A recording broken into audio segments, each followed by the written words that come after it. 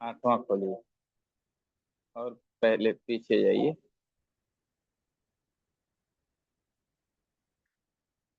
नहीं नहीं, और ऊपर जाइए, ऊपर।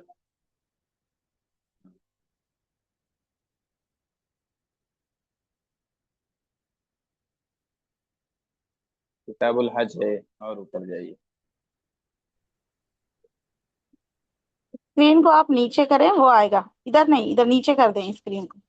उल्टा है, हो रहा है, हाँ।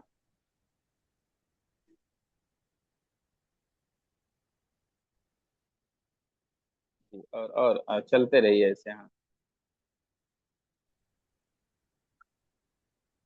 बस रुक जाओ, कहाँ से आए, हाँ। थोड़ा सा और, थोड़ा सा और जाओ ऊपर।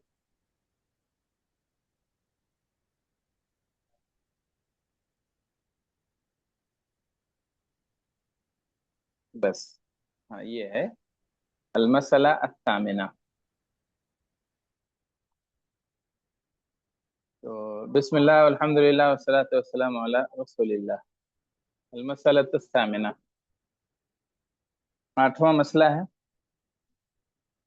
अब इसमें हम लोग पढ़ेंगे कि मुर्दे को दफन कैसे करेंगे, कब्र की सिफत क्या होगी,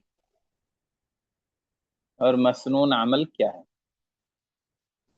तो वयुसन्नु अन युअम्मक़ल क़ब्र, मसनून ये है कि कब्र को गहरी बनाई जाए। जमीन के ऊपरी सतह पे ना रखें कि बाद में जो है उससे बदबू वगैरह उठे, बल्कि एक मुनासिब सी गहराई चाहिए। कब्र को गहरी करना ये मसनून है। वहीं युस्सा, और ये भी मसनून है कि जरा वसी रखी जाए कब्र, बहुत तंग ना हो। वहीं युलहद लहू फीही, और उसमें लहद बनाया जाए। लहद कहते हैं बगल में जो खोदते हैं, जिसे बगली कब्र कहते हैं। तो पहले जैसे सीधा एक गड्ढा खोद दिए, ये शक है। मिट्टी निकाल दिए, 5 फीट, 4 फीट, 6 फीट जो भी है। और उसके बाद एक साइड में बगल से मिट्टी निकालते हैं, ताकि उसी में मुर्दे को अंदर दफन कर दिया जाए। एक तो वो बगली लहद वाली कब्र हो। और ये कैसा है कि ऊपर थोड़ी ज्यादा चौड़ाई लेते हैं, और उसके बाद फिर 3 फीट लगभग जाने के बाद 4 फीट, एक एक फीट दोनों साइड से छोड़ देते हैं, ताकि उसी पे लकड़ी वगैरह रख के और फिर ढकते हैं, मिट्टी नीचे न गिरे। तो ये है शक है। और एक कब्र की शक्ल ये है कि सीधा खोदते हैं और फिर साइड से मिट्टी निकाल के बगल वाली कब्र बना देते हैं, एक सुराख टाइप का ऐसा, और उसी में फिर मुर्दे को दफन करते हैं। तो मसनून यही है कि कब्र गहरी हो, कब्र जरा वसी हो, कब्र लहद वाली हो। लहद क्या है? वह हुआ अन युहफर फी क़ाइल क़ब्रि हुफ़रतन फी जानिबिही इला जहतिल क़िबला। लहद ये है कि कब्र की गहराई, क़ा यानी गहराई, कब्र की गहराई में किबले वाली जानिब एक गड्ढा खोदा जाए। कब्र की, तो पहले सीधे कब्र खोद देंगे, गहरी हो जाएगी, और उसके बाद उसके किबले वाली साइड से मिट्टी निकालते जाएंगे धीरे धीरे, और एक सुराख हो जाएगा पूरा अच्छा खासा, कि जिसमें मुर्दे को रखा जा सके, उसी के साइज का, किबले की जानिब। फ़इन तअज़्ज़र अल-लहद फला बअस बिश्शक़, और अगर लहद ना बना सकें, ये मुश्किल हो, दुश्वार हो, तो फिर शक में भी कोई खराबी नहीं है, यानी सीधी कब्र में भी दफनाया जा सकता है, इसमें भी कोई हरज की बात नहीं है, अगर कोई उज़्र है तो। बेहतर यह है कि लहद वाली कब्र। वह हुआ युहफर लिलमय्यित फी वसतिल क़ब्रि, और शक क्या है? शक यह है कि मैयत के लिए कब्र के बीचों बीच में खोद दिया जाए, सीधे एक गड्ढा कर दिया जाए और उसी में दफन किया जाए, ये शक है। لیکن اللحد افضل، لیکن لحد والی قبر یہ افضل ہے نبی صلی اللہ علیہ وسلم کے فرمان کی وجہ سے کہ اللحد لنا والشق لغیرنا، کہ لحد یہ ہماری پہچان ہے اور شق ہمارے علاوہ دوسرے لوگوں کی ہے۔ تو اس حدیث سے معلوم یہ ہوا کہ لحد والی قبر یہ زیادہ افضل ہے، بہتر ہے۔ وَيُودَعُ الْمَيِّتُ فِي لَحْدِهِ عَلَى شِقِّهِ الْأَيْمَنِ مستقبل القبلہ، میت کو اس کے لحد میں دائیں کروٹ رکھا جائے گا، قبلے کی جانب چہرہ کر کے، قبلے کی جانب، جیسے کوئی دائیں کروٹ لیٹا ہو، قبلے کی طرف چہرہ ہو، یہ کیفیت رہتی ہے۔ وَتُسَدُّ فَتَحَةُ اللَّحْدِ بِاللَّبَنِ وَالطِّينِ، اور لحد کا جو سوراخ ہے اسے بند کر دیا جائے گا اینٹ اور مٹی سے، اینٹ اور مٹی سے اسے بند کر دیا جائے گا، یا پٹری وغیرہ سے لکڑی کے۔ ثم یحال علیہ التراب، پھر اسی میں مٹی ڈالی جائے گی۔ ویرفع القبر عن الارض قدر شبر مسنمہ، اور قبر کو بلند کیا جائے گا زمین سے، اتنی بلندی ہوگی قدر شبرن، ایک بالشت کے برابر، ایک بالشت اونچی رکھیں گے، قبر بہت زیادہ اونچی بھی نہیں بنائیں گے۔ مسنمن یعنی علی ہیئت السنام، جو قوس ہوتا ہے، قوس کی شکل میں،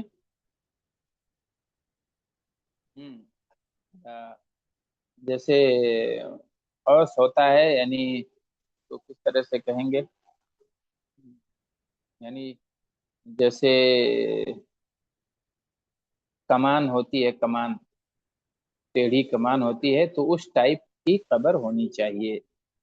مٹی ایسے ڈالیں، بلندی ایسے رکھیں کہ دور سے کمان کی شکل ایسے دکھے۔ لثبوت ذلك فی صفت قبر النبی صلی اللہ علیہ وسلم وصاحبہ، اس صفت کے ثابت ہونے کی وجہ سے نبی اور ان کے دونوں ساتھیوں کی قبر میں، نبی اور آپ کے دونوں ساتھی یعنی ابو بکر اور عمر رضی اللہ عنہما کی قبر کی صفت ایسے ہی ثابت ہے۔ تو نبی کی قبر جیسے بنائی گئی اور آپ کے دونوں اصحاب کی، اسی طرح سے قبر ہونی چاہیے، قوس کی شکل میں، ایک بالش بلندی ہو۔ لیعلم انہ قبر، تاکہ پتہ چلے کہ یہ قبر ہے، فلا یوہان، اور اس کی تذلیل نہ ہو، اس کی گستاخی نہ ہو، قبر کا احترام کیا جائے، سمجھ میں آئے کہ یہ قبر ہے اس لیے ذرا بلند کر دیں گے۔ ولا بأس بوضع احجار او غیرها على اطرافه، اور قبر کے کنارے کنارے پتھر وغیرہ رکھ دینے میں بھی کوئی حرج نہیں ہے، لیکن پختہ نہیں بنائیں گے، ایسے کنارے کنارے ذرا پتھر وغیرہ رکھ دیں کہ لگے کہ ہاں یہاں قبر ہے۔ اطرافہ لبیان حدودہ ومعرفتہ، اس کے حدود بیان کرنے کے لیے اور اس کی پہچان کے لیے، یعنی یہ بتانے کے لیے یہ قبر کی حد ہے اور یہ قبر ہے، اس لیے کنارے کنارے اگر پتھر وغیرہ کوئی رکھ دے تو بھی کوئی حرج نہیں ہے۔ وَيَحْرُمُ الْبِنَاءُ عَلَى الْقُبُورِ وَتَجْسِيسُهَا وَالْجُلُوسُ عَلَيْهَا، اور قبروں پر عمارت بنانا یہ حرام ہے، اور اسے پختہ کرنا اور وہاں مجاور بن کے جا کے بیٹھنا۔ قبروں پر عمارت، قبروں کو پختہ بنانا اور قبروں پہ جا کے بیٹھنا یہ حرام ہے۔ کما یکرہ الکتابۃ علیہا، اسی طریقے سے اس پر لکھنا وغیرہ یہ بھی مکروہ ہے، الا بقدر الحاجۃ للاعلام، سوائے مگر ضرورت کے بقدر، ضرورت کے تحت اگر آگاہ کرنا ہو، بتانا ہو کہ ہاں یہ فلاں کی قبر ہے، تو اس پہ جو ہے لکھا جا سکتا ہے اگر کوئی ضرورت ہے تب، اور ایک آدھ ایسے لکڑی وغیرہ پہ لگا کے تختی ہلکی سی وہ نام لکھ کے لوگ رکھ دیتے ہیں تاکہ کبھی کوئی آئے ہوئے تو ہاں زیارت وغیرہ کے لیے اس سے معلوم رہے کہ یہ فلاں صاحب کی قبر ہے۔ لحدیث جابر رضی اللہ عنہ قال، نبی صلی اللہ علیہ وسلم کی حدیث کی وجہ سے، جابر رضی اللہ عنہ کی حدیث کی وجہ سے یا آپ نے فرمایا، انہوں نے کہا کہ نہن نبی صلی اللہ علیہ وسلم ان یجسس القبر، نبی نے منع فرمایا ہے کہ قبروں کو پختہ بنایا جائے، وہاں یقعد علیہ، اور اس بات سے بھی روکا ہے کہ وہاں بیٹھا جائے، وہاں یبنى علیہ، اور اس پر عمارت تعمیر کی جائے، یہ سب منع ہے۔ امام ترمذی نے زیادہ کیا ہے، اضافہ کیا ہے وَأَن يُكْتَبَ عَلَيْهَا، اور یہ بھی منع ہے کہ اس پر کچھ لکھا جائے، وَلِأَنَّ هَذَا مِنْ وَسَائِلِ الشِّرْكِ وَالتَّعَلُّقِ بِالْأَضْرِحَةِ، اس لیے کہ یہ شرک کے وسائل میں سے ہے اور مزار سے تعلق کے باب سے ہے، مزاروں سے تعلق اور شرک کے وسائل میں سے ہے، لہذا ایسا نہیں کرنا چاہیے۔ وَهَذَا مِمَّا يَغْتَرُّ بِهِ الْجُهَّالُ وَيَتَعَلَّقُونَ بِهِ، اور اس سے جاہل لوگ دھوکہ کھا جاتے ہیں اور مزاروں سے تعلق قائم کر لیتے ہیں،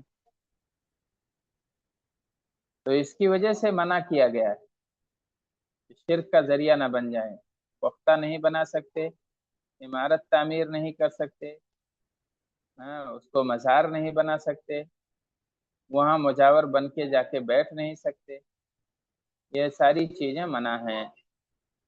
وَيَحْرُمُ أَيْضًا إِسْرَاجُ الْقُبُورِ أَيْ إِضَاءَتُهَا، ایسے ہی قبروں پر چراغاں کرنا بھی حرام ہے، قبر پر چراغ جلانا، بتی جلانا، یہ بھی حرام ہے۔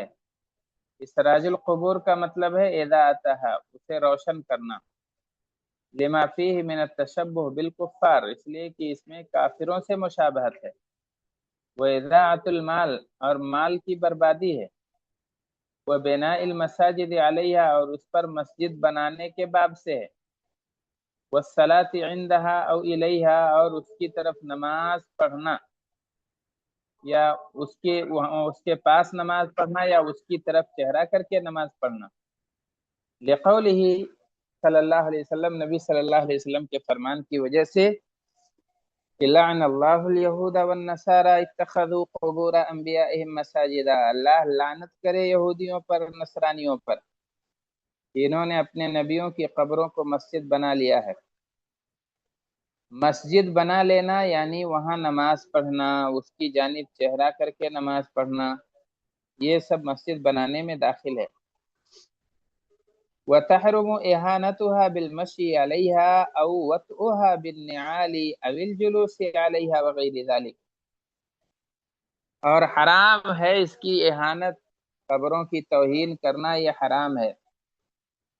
اب توہین چاہے وہاں چل کے ہو، اس کے اوپر بہت سارے لوگ دندناتے ہوئے چلتے ہیں، یہ توہین ہے قبروں کی، اوتها بالنعال، یا چپلوں کے ذریعے سے اسے روندنا، اویل جلوس علیہا، یا وہاں بیٹھنا اس کے اوپر، وغیر ذالک، اور اس کے علاوہ بھی توہین کی جو بھی شکلیں ہیں، اور توہین کی جو بھی شکلیں ہیں، خلاصہ یہ ہے کہ توہین قبروں کی حرام ہے، چاہے چپل پہن کے چلو، چاہے وہاں دوڑو، یا وہاں اس کے اوپر بیٹھو، یا اس کے علاوہ اور کوئی بھی حرکت۔ لحدیث ابی ہریرہ رضی اللہ عنہ قال، نبی ابو ہریرہ رضی اللہ عنہ کی حدیث کی وجہ سے کہتے ہیں کہ رسول صلی اللہ علیہ وسلم نے فرمایا، لا یجلس احدکم علی جمرۃ فتحرق ثیابہ فتخلص الی جلدہ خیر من ان یجلس علی قبر، تو اس میں کیا ہے، آپ صلی اللہ علیہ وسلم نے فرمایا کہ تم میں سے کوئی آدمی کسی چنگاری پر بیٹھے اور وہ چنگاری اس کا کپڑا جلا دے اور اس کی جلد تک پہنچ جائے، یہ بہتر ہے، خیر ہے، اس بات سے کہ ان یجلس علی قبر، کی آدمی قبر پہ بیٹھے، چنگاری پہ بیٹھ کے جل جائے چلے گا، لیکن قبر پہ نہ بیٹھے۔ قبر پہ بیٹھنا گویا کہ منع ہے۔ وَلِنَهْيِهِ عَنِ الْوَطْءِ عَلَى الْقُبُورِ، اور اس وجہ سے بھی کہ اللہ کے رسول نے منع فرمایا ہے قبروں کو روندنے سے۔ وَيُسْتَحَبُّ عِنْدَ الْفَرَاغِ مِنَ الدَّفْنِ الدُّعَاءُ لِلْمَيِّتِ، اور مستحب ہے دفن سے فارغ ہونے کے وقت دعا کرنا میت کے لیے۔ میت سے دعا مانگنا یہ شرک ہے، لیکن میت کے لیے دعا مانگنا یہ جائز ہے۔ قبروں پہ اگر آدمی جاتا ہے میت سے دعا کرنے، اس سے دعائی دینے، تو یہ شرک اکبر ہے۔ اور قبروں پہ آدمی اس لیے جاتا ہے دعا مانگنے کی یہاں قبر کے پاس مانگوں گا تو اللہ ضرور سن لے گا، تو یہ بدعت ہے۔ یہ ایسا وسیلہ اختیار کرنا ہے جس کا ثبوت نہیں ہے۔ اور اگر میت کے لیے دعا کرتا ہے تو یہ جائز ہے، لفعلہ صلی اللہ علیہ وسلم، نبی صلی اللہ علیہ وسلم سے اس کے کرنے کی وجہ سے۔ فإنه كان إذا فرغ من دفن المیت وقف علیہ، جب آپ فارغ ہوتے تھے میت کو دفنا کر تو آپ وہاں ٹھہرتے تھے۔ وقال، اور فرماتے کہ استغفروا لأخیکم واسألوا له التثبیت فإنه الآن يسأل۔ استغفروا لأخیکم، اپنے بھائی کے لیے استغفار کرو، اللہ سے دعا مانگو کہ اللہ اس کے گناہوں پہ پردہ ڈال دے، اللہ اس کی غلطیوں کو معاف فرما دے اور اس کا حساب نہ لے، محاسبہ نہ کرے۔